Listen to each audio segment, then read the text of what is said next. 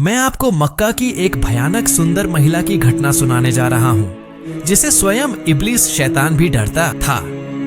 कुरान ने कहा है कि पृथ्वी के इतिहास, अतीत और भविष्य की सबसे नीच महिला यही महिला थी। फिर भी आपको जानकर आश्चर्य होगा कि यह महिला मक्का के अत्यंत धनी और शक्तिशाली परिवार की थी। उसके एक शब्द पर पूरा मक्का शहर कांप उठता था। लेकिन उसने ऐसा क्या पाप किया कि अल्लाह ने उसे चिरस्थायी अभिशाप दे दिया? आज इस्लाम के दुश्मनों को समझने के लिए पहले आपको इस महिला के चरित्र को समझना होगा। जान लीजिए कि इजराइल से लेकर पृथ्वी पर मौजूद सभी इस्लामी दुश्मन इस महिला की रणनीति का उपयोग आज तक कर रहे हैं। सबसे पहले इस महिला ने इस्लाम विरोधियों को सिखाया कि इस्लाम को नुकसान कैसे पहुंचाया जाए। आपको जानकर आश्चर्य होगा कि इस महिला ने अपने पति को बेईमान बनने के लिए मजबूर किया और अपनी शक्ति का उपयोग मुसलमानों को प्रताड़ित करने के लिए किया। आइए उसकी पहचान जानते हैं। उम्मे जामील कुरैश कबीले की एक महिला थी जो मक्का के सबसे शक्तिशाली कबीलों में से एक था। उसके पिता हर्ब इब्ने उमैया मक्का के एक सम्मानित नेता थे। उसका नाम उम्मे जामील था। जामील शब्द का अर्थ है सुंदरता। उम्मे का अर्थ है माँ, यानी यह महिला इतनी सुंदर थी कि उसे सुंदरता की माँ कहा जाता था। उसका परिवार बहुत शक्तिशाली और मक्का का सबसे प्रभावशाली परिवार था। सीधे शब्दों में कहें तो उसे देखकर लगता था कि मानो महान प्रभु ने सब कुछ उस पर उड़ेल दिया हो। जैसे वह आकर्षक थी, वैसे ही उसकी सुंदरता और उस पर उच्च वंश। उसके पास क्या नहीं था, लेकिन यह उच्च वंश उसे अच्छे चरित्र का मालिक नहीं बना सका। बचपन से ही यह महिला अत्यधिक महत्वाकांक्षी थी, यानी कोई भी चीज उसे संतुष्ट नहीं कर सकती थी। वह अहंकारी थी और हमेशा क्रोध से भरी रहती थी। उसके पैर जैसे जमीन पर टिकते ही नहीं थे। कम उम्र में उसकी शादी अबू लहब से हुई। आपको जानकर आश्चर्य होगा कि यह महिला बचपन से इतनी राजनीति समझती थी कि उसने मक्का के प्रभावशाली व्यक्ति अब्दुल मुत्तलिब के बेटे अब्बू लहब से इसलिए शादी की ताकि अब्दुल मुत्तलिब की राजनीतिक शक्ति का उपयोग करके वह प्रभाव फैला सके। और अब्बू लहब मक्का के सबसे धनी और शक्तिशाली लोगों में से एक थे। अब्बू लहब की इस संपत्ति को उम्मे जामील अपने अहंकार और विलासिता के लिए उपयोग करती थी। विलासिता करना इस महिला का सबसे बड़ा शौक था और उसे इसमें बहुत आनंद मिलता था।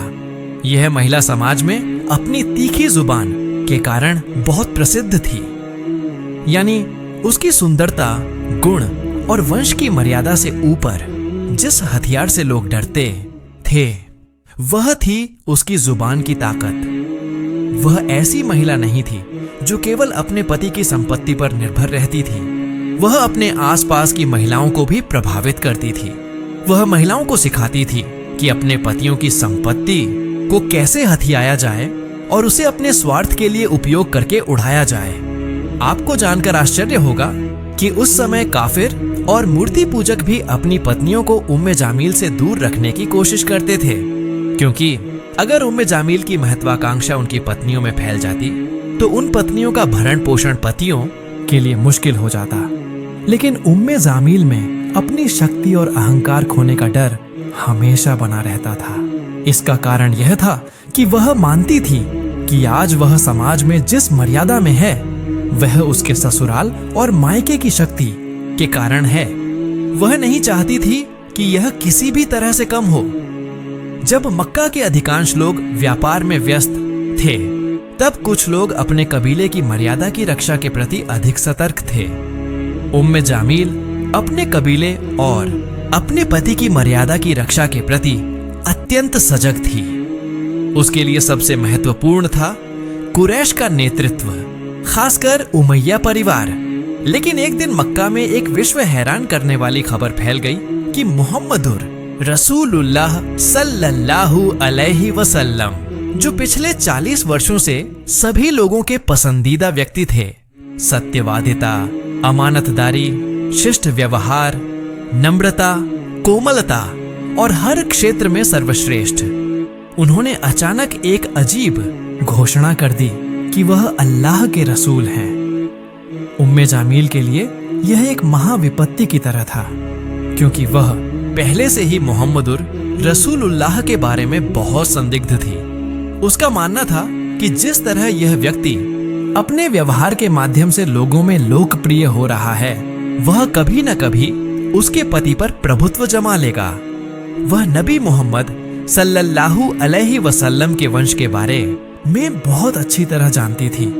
चूंकि अल्लाह के रसूल हाशिमी परिवार से थे, जो कुरैश का एक और शक्तिशाली हिस्सा था, इसीलिए उम्मे जामील सोच रही थी कि अगर नबी मोहम्मद वास्तव में नबी हैं, तो उनकी अपनी शक्ति खतरे में पड़ जाएगी। उम्मे जामील के लिए इस्लाम धर्म की सत्यता कोई मायने नहीं रखती थी।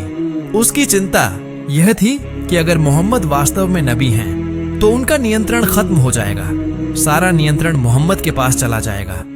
अगर इस्लाम मक्का में फैल गया तो कुरैश का नेतृत्व बदल जाएगा और उसका अहंकारी संसार नष्ट हो जाएगा। इस कारण वह शुरू से ही इस्लाम के खिलाफ तत्कालीन तस्लीमा नसरीन बन गई थी।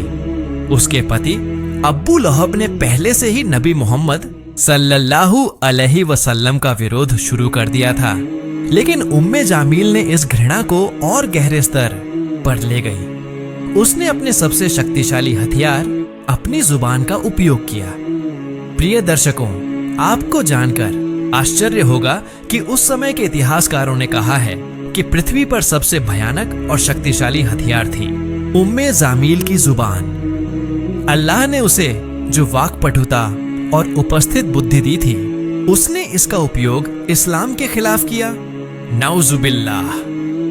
वह न केवल इस्लाम के खिलाफ खड़ी हुई, बल्कि इस्लाम को नुकसान पहुंचाने, नबी की इज्जत को नष्ट करने और विश्वासियों को डराने के लिए अपनी जुबान का हर तरह से उपयोग करती थी। मक्का की गलियों, घरों के आंगनों और काबा के आसपास उसकी विषैली बातें सुनाई देती थीं। वह केवल एक दुश्मन नहीं थी, बल्कि वह फितना, उपद्रव का स्रोत बन गई थी। लेकिन उसकी असली जंग तब शुरू हुई थी। उम्मे जामील के लिए इस्लाम केवल एक विश्वास नहीं था, यह उसके जीवन के लिए एक विशाल खतरा था। उसके अहंकार और संपत्ति के साम्राज्य के लिए एक बड़ा खतरा। मक्का में एक व्यक्ति था जो कई वर्षों से चली आ रही व्यवस्था के खिलाफ खड़ा हो गया था। यह उम्मे जामील के लिए स्वीकार करना मुश्किल हो गया था, और इस नए नियम, नए दिन को रोकने के लिए वह कुछ भी करने को तैयार थी। उम्मे जामील ने शुरू में इसे ज्यादा महत्व नहीं दिया था। जब उसने सुना कि मोहम्मद सल्लल्लाहु अलैहि वसल्लम ने नबूवत का दावा किया है, तब उसने मान लिया था कि यह धर्म ज्यादा दिन नहीं टिकेगा। लेकिन जब दिन ब दिन लोग उनका अनुसरण करने लगे, तब उम्मे जामील के दिल में डर और गुस्सा पैदा हुआ। अपने पति अबू लहब के साथ मिलकर कई महीनों तक गहन शोध के बाद इस नए धर्म इस्लाम के खिलाफ संघर्ष की एक गहरी साजिश रची। उम्मे जामील का मक्का की महिलाओं पर बहुत प्रभाव था। उसका एक शब्द तेजी से पूरे शहर में फैल जाता था। वह मक्का की सबसे प्रभावशाली महिलाओं की प्रवक्ता थी। उसने इस शक्ति का उपयोग इस्लाम को नुकसान पहुंचाने के लिए किया। झूठी कहानियां बनाना, अफवाहें फैलाना, और जो कुछ भी वह कहती थी, लोग उस पर विश्वास करते थे, क्योंकि अल्लाह ने उसे यह शक्ति दी थी, वाक्पटुता दी थी। वह कहती थी, मोहम्मद तो पागल है, वह एक जादूगर है। क्या तुम नहीं देखते कि उसकी कुरान की आयतें सुनकर कोई भी सम्मोहित हो जाता है? यह निश्चित रूप से जादू है। वह लोगों को चेतावनी देती थी, वह एक झूठा है। वह मक्का की शांति और व्यवस्था को नष्ट कर रहा है। प्रिय नबी मोहम्मद रसूलुल्लाह सल्लल्लाहु अलैहि वसल्लम की इज्जत को ठेस पहुंचाने के लिए यह महिला इस तरह से जुट गई थी कि ऐसा लगता था जैसे कोई उसे हर घंटे स्वर्ण मुद्राएं दे रहा हो। और यह महिला अल्लाह के रसूल की बेइज्जती के लिए पृथ्वी की सबसे गंदी तरकीबों तक का सहारा लेती थी। एक दिन मक्का के बाजार में उसने लोगों को इकट्ठा करके चिल्लाकर कहा, मोहम्मद तो अपने परिवार को ही कष्ट दे रहा है, यानी अल्लाह के रसूल के आदर्शों को ही यह महिला सवालों के घेरे में लाने की कोशिश कर रही थी, जबकि सच्चाई इसके पूरी तरह विपरीत थी। नबी मोहम्मद सल्लल्लाहु अलैहि वसल्लम मक्का के सबसे ईमानदार और विश्वसनीय व्यक्ति थे। फिर भी उम्मे जामिल झूठ बोलकर उनकी इज्जत को नष्ट करने की कोशिश करती थी। उम्मे जामिल का सबसे बड़ा दुश्मन वास्तव में हजरत खदीजा रजी अल्लाह ताला अन्हा थी। आप जानते हैं कि माँ खदीजा रजी अल्लाह ताला अन्हा अल्लाह के रसूल की पहली पत्नी थी, पृथ्वी पर मौजूद सबसे पवित्र और श्रेष्ठ महिलाओं में से एक। वह मक्का की सबसे सम्मानित महिलाओं में से एक थीं और नबी मोहम्मद सल्लल्लाहु अलैहि वसल्लम की सबसे मजबूत समर्थक थीं। इसके अलावा पत्नी होने के कारण माँ खदीजा के पास मौजूद अथाह संपत्ति भी इस्लाम के महत्वपूर्ण कार्यों में उपयोग हो रही थी। उम्मे जामिल को हजरत खदीजा से तीव्र ईर्ष्या थी।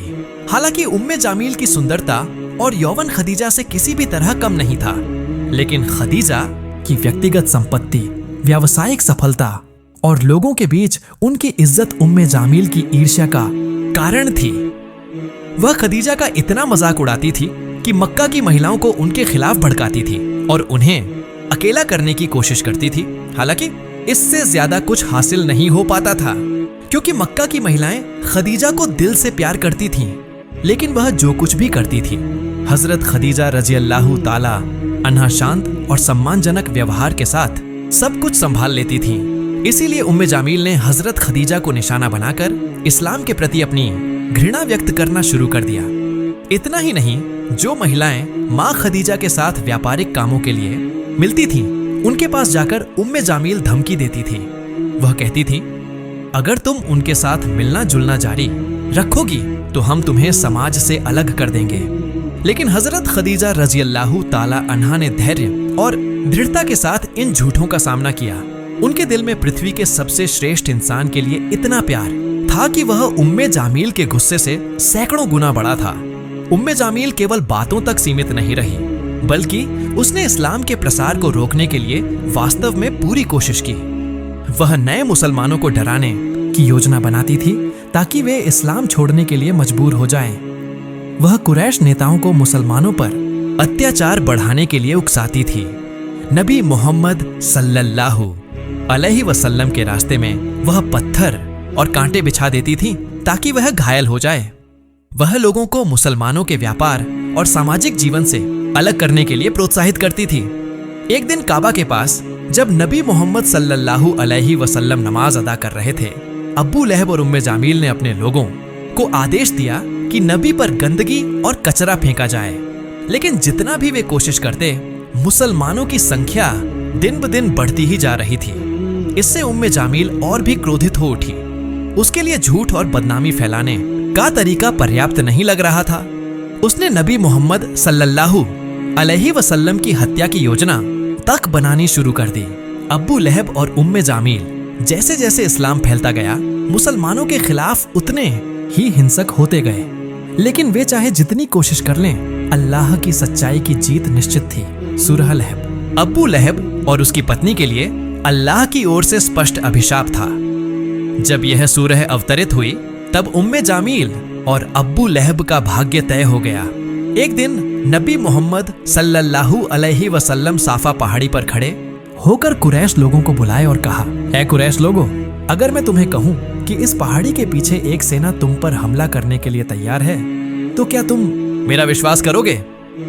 वहां मौजूद सभी ने जवाब दिया, हाँ, हम निश्चित रूप से विश्वास करेंगे, क्योंकि तुमने कभी झूठ नहीं बोला। तब नबी सल्लल्लाहु अलैहि वसल्लम ने कहा, तो मैं तुम्हें एक कठिन यातना के बारे में चेतावनी दे रहा हूं। अल्लाह के रसूल अपनी अगली बातें कहने जा रहे थे कि तभी मौन को तोड़ते हुए इस्लाम का सबसे नीच दुश्मन अब्बू लहब गुस्से में खड़ा होकर चिल्लाया, क्या इसके लिए तूने हमें बुलाया है? तेरा नाश हो। यह कहकर वह तेजी से वहां से चला गया। उसकी इस बात से अल्लाह के रसूल को बहुत दुख हुआ। नबी के दुख में अल्लाह ताला ने सूरह लहब अवतरित किया। महान अल्लाह ने पवित्र कुरान में कहा, अब्बू लहब के दोनों हाथ नष्ट हो जाए और वह स्वयं भी नष्ट हो गया। उसकी संपत्ति और इस पूरे जीवन में उसने जो कुछ कमाया वह उसके किसी काम नहीं आएगा। जल्द ही वह लपटों वाली आग में प्रवेश करेगा और उसकी पत्नी उस आग के लिए लकड़ी का बोझ ढोएगी। दोनों के गले में होगी मजबूत रस्सी। सूरह लहब ने अब्बू लहब और उम्मे जामील के भयानक अंत की घोषणा कर दी। सबसे उल्लेखनीय बात यह थी कि लकड़ी का बोझ ढोने वाला वाक्यांश यह दर्शाता है कि उम्मे जामील नबी के रास्ते में कांटे और पत्थर बिछाती थी। वह उन्हें कष्ट देना चाहती थी। साथ ही अल्लाह के रसूल की हत्या की योजना बनाकर भी वह बार बार असफल हो रही थी। इस दुष्ट स्वभाव की महिला के खिलाफ पवित्र कुरान ने जिस भाषा में बातें कही, वह उस समय के काफिर मूर्ति पूजकों के लिए भी बहुत डरावना कारण बन गया। आपको जानकर आश्चर्य होगा कि इस सूरह के अवतरित होने के बाद न केवल मुसलमानों ने बल्कि मक्का के काफिरों ने भी अब्बू लहब और उसकी पत्नी को बहुत घृणा की नजरों से देखना शुरू कर दिया, क्योंकि कुरान के शब्द इतने जादुई थे कि लोग व्यक्तिगत जीवन में अब्बू लहब और उसकी पत्नी को जैसा जानते थे वह इसके साथ पूरी तरह मेल खाता था। खैर, यह सूरह उनके लिए मृत्युदंड के समान थी। अब मक्का के लोग मैदानों बाजारों में अब्बू लहब और उसकी पत्नी के अंत के बारे में चर्चा शुरू करने लगे।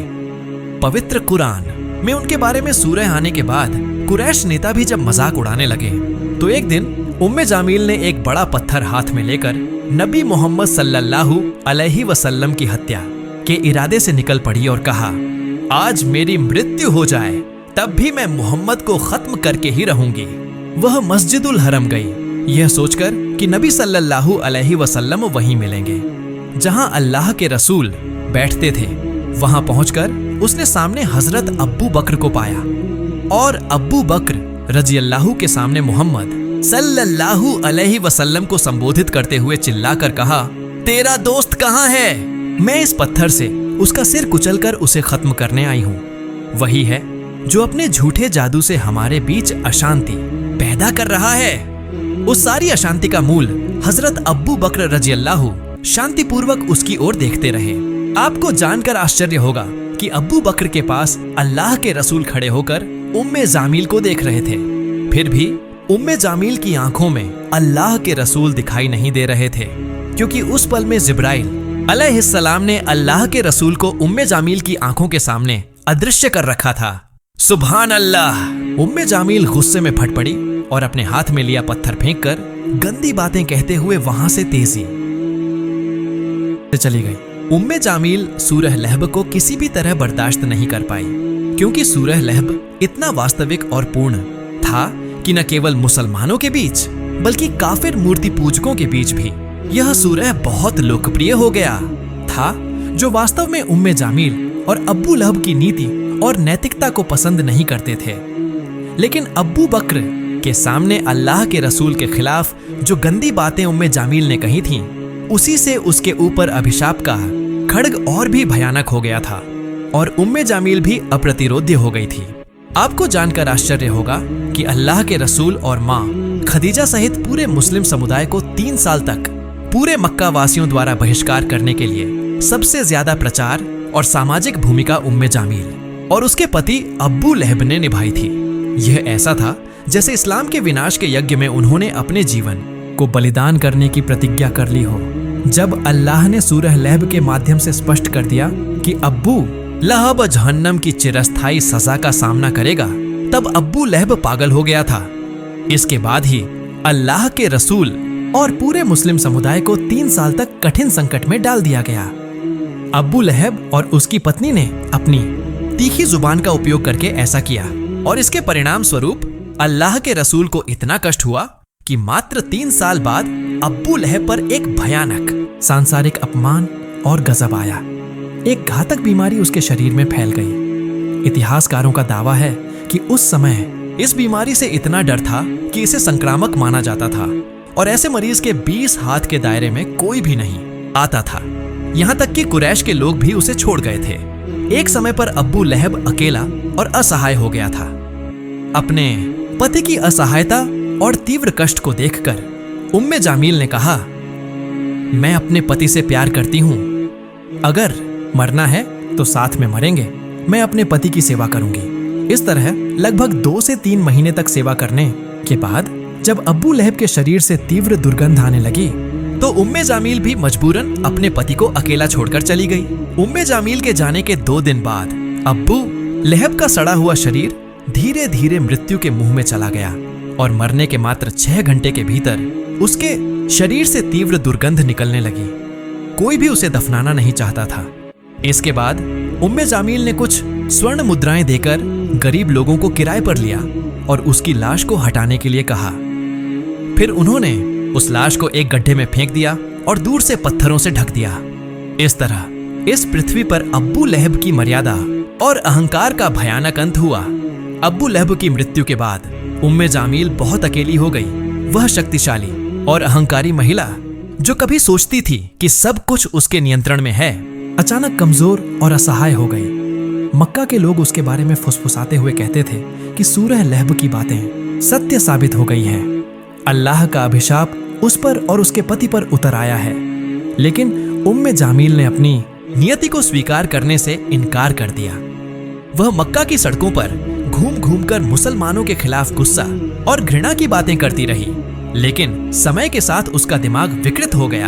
एक समय पर वह पागल हो गई। इतिहास के विवरण के अनुसार उसकी मृत्यु अत्यंत भयावह थी। दरअसल अल्लाह के रसूल सल्लल्लाहु अलैहि वसल्लम की हत्या के लिए जो पत्थर उसने लिया था, उसे मक्का में अब्बू लहब के सामने फेंककर वह चली गई थी। उस पत्थर को उस स्थान से कभी किसी ने नहीं हटाया। जब उम्मे जामील की मानसिक समस्याएं भयावह रूप ले रही थीं, तब वह बार बार आत्महत्या की कोशिश कर रही थी। उसे किसी भी चीज में शांति नहीं मिल रही थी। वह पागल की तरह विभिन्न स्थानों पर जाकर पेड़ों और पत्थरों से अपना सिर टकराती रहती थी। कुछ विवरणों से पता चलता है कि एक समय पर उसे स्वप्न में दिखा कि एक विशेष पत्थर है, अगर उस पत्थर से सिर पर प्रहार किया जाए तो वह अपनी मानसिक अशांति और सिर के दर्द से मुक्ति पा सकती है। इसके बाद स्वप्न में दिखाए गए रास्ते के अनुसार वह काबा के पास पड़ा हुआ लंबे समय से पुराना वह पत्थर ढूंढ लाई। वह पत्थर वही था जिसे वह अल्लाह के रसूल सल्लल्लाहु अलैहि वसल्लम की हत्या के लिए ले गई थी। फिर उसने उस पत्थर से अपने सिर पर जोर से प्रहार किया ताकि वह अपने सिर के दर्द से मुक्ति पा सके। लेकिन वह एक प्रहार ही उसकी मृत्यु का कारण बन गया। उम्मे जामील और अब्बू लहब इस्लाम के सबसे बड़े दुश्मनों में से थे, लेकिन अंत में वे दोनों ही अल्लाह की सजा से बच नहीं पाए। उन्होंने सोचा था कि अपनी संपत्ति, शक्ति और अहंकार से वे सुखी होंगे, लेकिन उनका अंत अपमान, यातना और कष्ट से भरा हुआ था। उनकी यह नियति केवल उनके लिए ही सबक नहीं है, बल्कि कयामत तक सभी काफिरों और जालिमों के लिए एक कठिन संदेश है। याद रखें, आज इस धरती पर जो लोग असहाय और उत्पीड़ित फिलिस्तीन की भूमि पर शक्तिशाली बम बरसाकर मानव शरीर को आकाश में उड़ा रहे हैं, एक दिन उनकी नियति इस धरती पर आप अपनी आंखों से देखेंगे। यह अल्लाह का वादा है और अल्लाह ताला कभी अपना वादा नहीं तोड़ते।